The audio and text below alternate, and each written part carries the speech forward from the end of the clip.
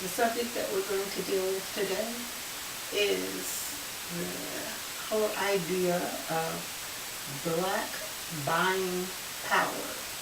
Okay? Black buying power. You hear a lot of magazines twice a year during Christmas time and during the summer. You hear them talking about black buying power. And many of you are actually believe some of the things that are put out about the $1 trillion black buying power, that basically what they're saying is that blacks have $1 trillion to spend, but that is not exactly black buying power.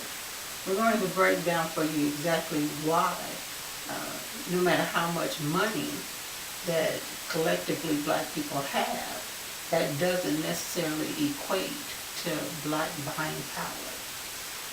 It basically is just black spending, and black spending is a little different. When it comes to your buying power, that is your ability to get a company or a series of companies, but a company recognizing you as a valued customer. Okay, that's what buying power is. Yes, you can have $1,000 and spend it, on stupid stuff, and that doesn't equate to buying power. That's just a whim that you had. There's no way for that to be tracked, when you're going to have that whim again, or whether that company can count on you doing the same thing next week or next month or even next year. So it doesn't necessarily equate to power. When it comes to actual power, using your money to get people to understand that their revenue relies on you. That's your power. You help the companies understand that their revenue relies on whether you use their product or not, whether you like their product or not, and what it is about their product or service that you like. So when I told you in the other shows that if you boycott something and just stop buying it, that is not power. Letting the company know why you're boycotting it and why you stopped buying it is your power. So we're going to talk about black spending, and then we're going to talk about how to turn that actually into a black buying power. So let's say you have you see all of these rappers, and they have $1 million.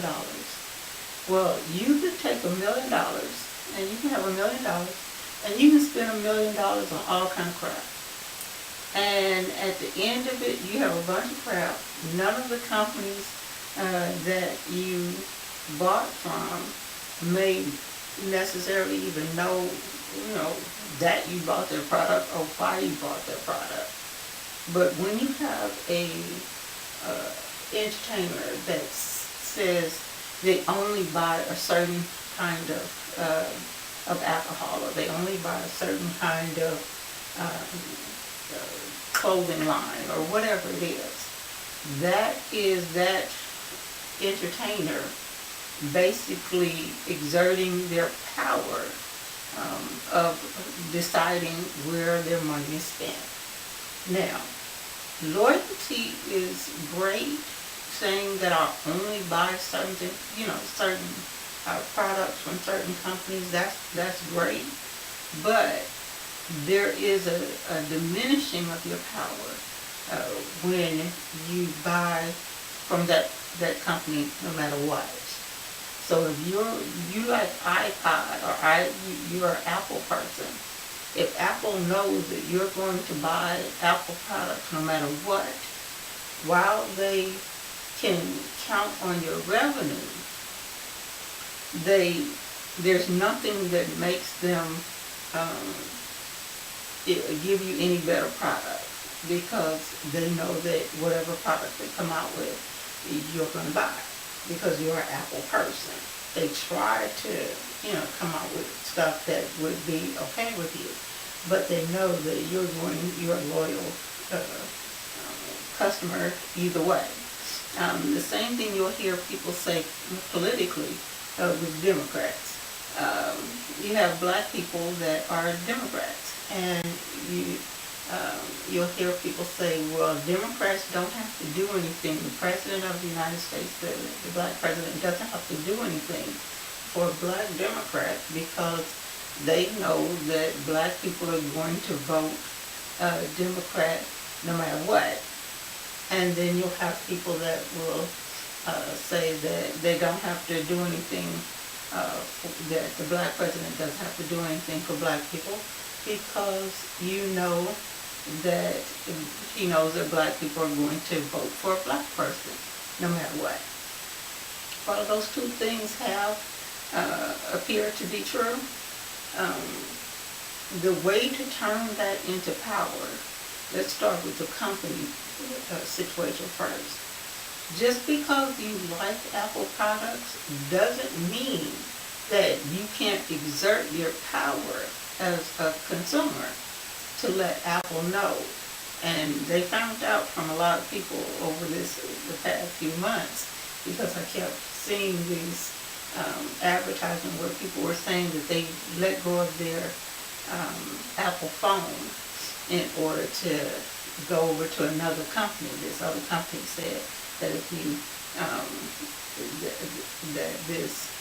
if you left a company that was pushing Apple phones, this particular company was pushing these particular phones, and if you left that company, you could get that same phone, which you still can get an Apple phone, but you would get it with this new company, and they were offering all kinds of deals.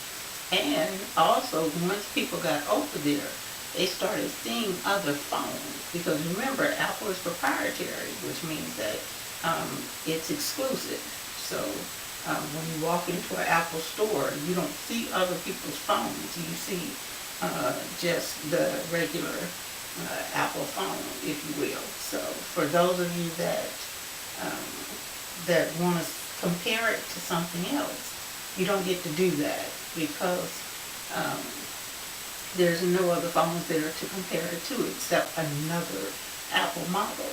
So when this company did its promo, many Apple customers went in and found that Android phones or other phones had some pretty cool features, and were willing to try those phones out as well, or instead.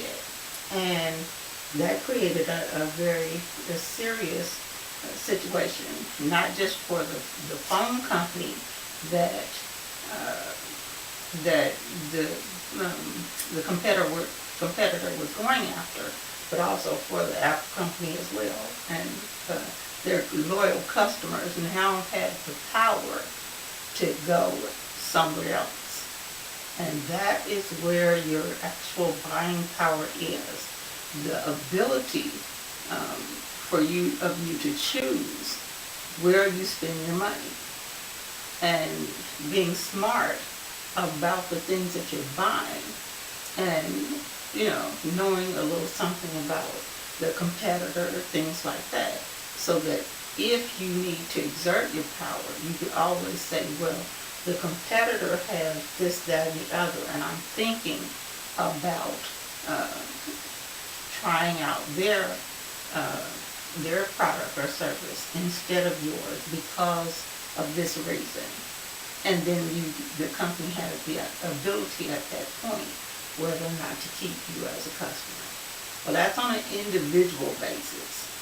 Now, imagine if you have organizations or bloggers or whoever who have 1 million black people, and these 1 million black people rely on this organization or on this blogger to let them know what's good and what's not, what features something has, what features it doesn't have, all that good stuff. Well, there are not enough black organizations and black bloggers that are that people are aware of that do this. And so blacks are seen as just spenders. They'll go out and buy a $200 pair of shoes, but people don't look at the fact that there are a bunch of white people that go out and buy those same shoes. It's just that the white people are seen as making a choice as to whether or not they want to buy that shoe or another shoe. Whereas black people, the thinking of companies is that as soon as this shoe comes out, black people are going to be falling all over themselves to get this shoe, because whoever, whatever sports person name that's on the shoe, or whatever brand name is on the shoe, they already know that a bunch of black people are going to come and get it, okay? Now, if you want to turn that into black buying power, then you would have to have enough black people to say, well, let me see what all is good about this shoe. You would have to have enough bloggers, enough different people saying, well, these are the pros of the shoe, these are the cons of the shoes. These are the things that let's say the shoe is not made very well, or where the shoe is made, or different things about the shoe that would make black consumers say, well, no, we don't think we want to get that. And that blogger would also have to give you an alternative shoe at a competitor, in order for you to have that black buying power. Okay? So, if you have females that will go in and just buy whatever hair looks good, that's not black buying power, that's just black spending. But when you have you have females and they recommend to each other only a certain type of hair, and that's that customer loyalty thing. But always have a competitor. In order to have a black buying power, you must not only have knowledge about the product, but you also have to have knowledge about the competitors of that product, who all sells that product. And once you have two or more competitors, now you're in a position to actually create black buying power. If you have a black magazine, always do the product and its top two sellers of that product. More if you can find more, but always do at least two.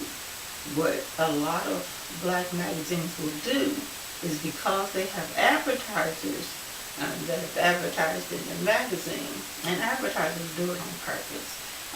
The way that they get you to kind of endorse their product without naming their competitors is they'll buy advertising in your magazine, so that you feel compelled to steer black people toward their product instead of any comparison of the products, okay, or comparison of prices or things like that.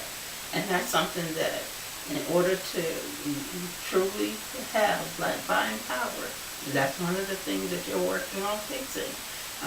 Then you are going to have to train magazines. If you see a magazine and they're only showing you one person that does the product, then write a letter to the magazine, ask them who else sells the product. Some magazines were very hesitant to tell you that, because, like I say, their ad revenue is completely relied upon that one person, that one company. But you can do your own research and find out who the competitor is of that product or that service.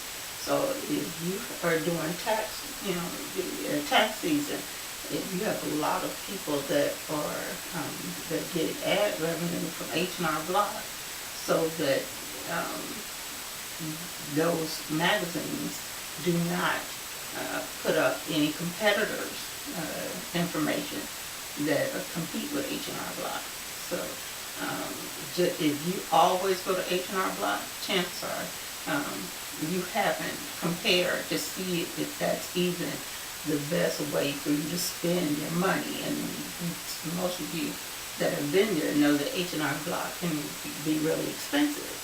But if you're going to spend that kind of money, the least that you should do is check with its competitor and see if they provide the same service, the same level of service, what other things that their competitors may provide for you that H&R Block doesn't, or just letting H&R Block know these are the things that I found over that are being offered at your competitor, and I'd like to know how your company can match that, or if your company matches that.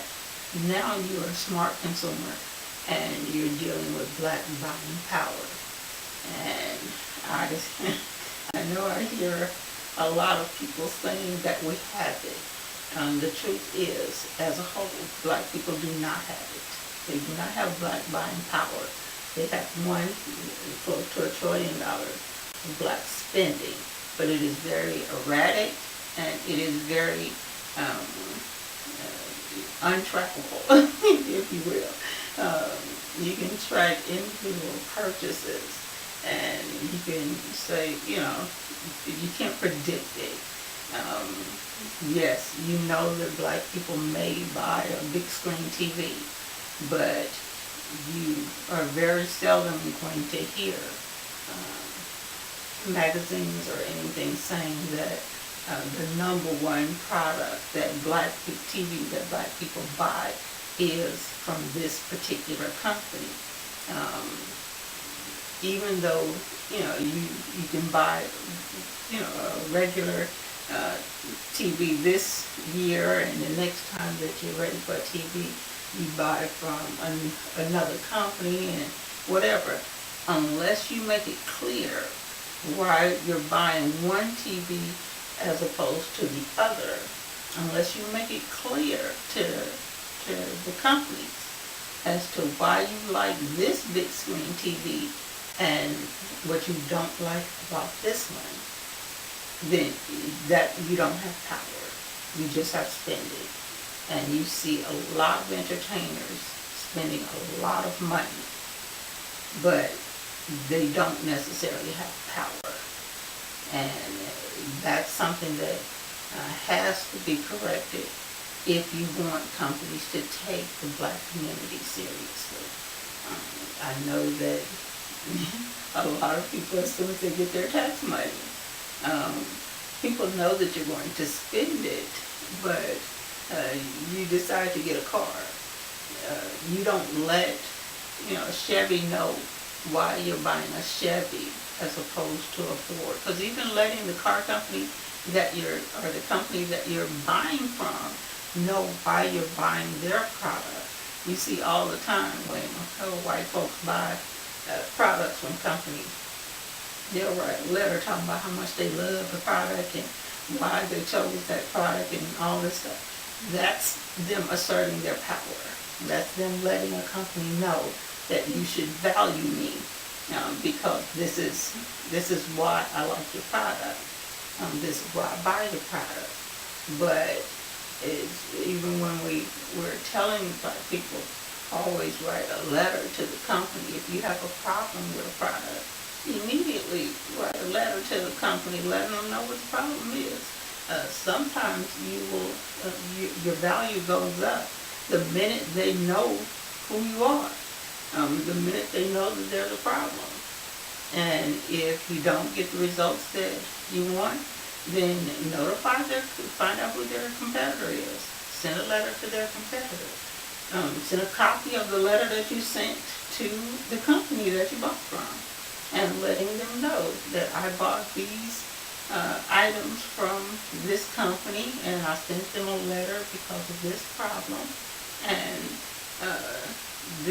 their response was very negative or no response at all, and I would like to know if you have the same product available, because I would like to start buying that product from you. Okay? And you'll find companies are um, able to give you discounts. They're able to give you, offer you other products that can go along with it. There's a lot of different things that can be done. That is you asserting your power as a consumer. And as you start getting your family members and other black people to do the same thing. Now, when it comes to the political part of it, the black political dollar has almost zero value. It's almost non-existent. You have people complaining because whites are buying politicians, but the people that the politicians, you think that you want them to work for you, and yes, you do, your tax dollars do pay them to work for you, but remember that business tax dollars also pay them to work for business. So it becomes a question of whose tax dollars are actually paying them. Just because if you could be, paying $200, $500, $1,000 in taxes, and that could be going for roads and street lights and schools and whatever. It doesn't necessarily go to those candidates. It doesn't necessarily go to those politicians. You assume it does. But your $1,000 don't go to pay as much stuff as someone else's $1 million. So when you see politicians that are not paying attention to a certain group of people, it is usually because their money is coming from another group of people. And you have to start finding out where your tax dollars are going. If you want your tax dollars to go to a particular politician or that you feel is actually doing things for the black community, then you're going to have to specifically send your money to that particular campaign. You cannot just assume that because you pay taxes that your money, your tax dollars, are paying for that person's salary. Chances are it is not. Your tax dollars ran out a long time ago, maybe before it even got out your neighborhood. So it's just about being smart about where your money is going, making choices about where your money goes. I hear a lot of people talking about the buying power that black people have when it comes to education. Chances are, if the majority of the people in your black community get a refund, then your school didn't get many tax dollars from that area. If the majority of your people, of black people in your area, rent instead of own, well, the people who are paying property tax, the landlords that are paying property tax, yes, they may be paying it in your particular local area, but that doesn't mean that it's going to the schools in that area. It is going into a pool of money, and that money is used for all kinds of things. It's up to you to make sure that the tax dollars that property owners are paying in your area are going to the school. You need to look into that. You need to make sure of that, because otherwise, to just sit back and hope that your black dollars are doing what you think they're doing, by the time you find out that they're not, things have gotten crazy. You've lost an entire city. Schools are being shut down. The wrong politicians are in office. Um, no black politician. You have over 800 black elected officials. You have hundreds of officials, and you're different from local to county to commissioners to all kinds of people. And it is your responsibility to make sure that, one, you always know what they're doing for the black community. Whether it's, give them a grade. What are they doing? And always make sure that you are priming people, you're finding people to run against them, to run for office. So that if you find out that a person is not doing what you feel they should be doing with black tax dollars, that you have somebody else that is prepared to run against them. Because unfortunately, politicians get way too comfortable in these seats, in these political seats. Even the black president should not have been as comfortable as he was. That the black community did not have another black candidate to run against him in the next election.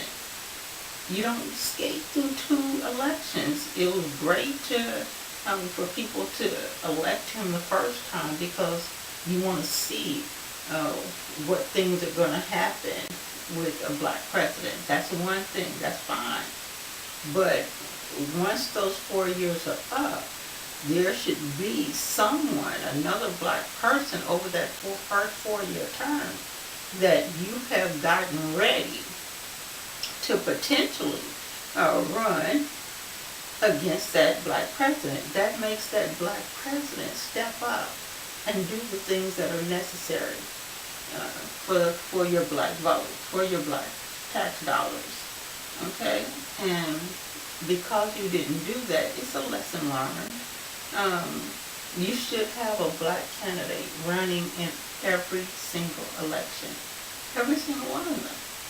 There are almost every one of the organizations that I used to deal with, going to their meetings, and they invite you to all kinds of meetings and stuff before it went down.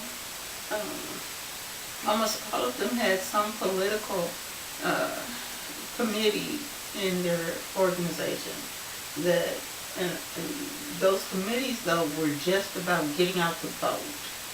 And getting the vote is one thing, but educating people on what they're voting for, who they're voting for. You don't have to tell them who to vote for, but you do need to tell them about the people that are running so that they know who it is that they are voting for and what that person has actually done for the black community or not done for the black community.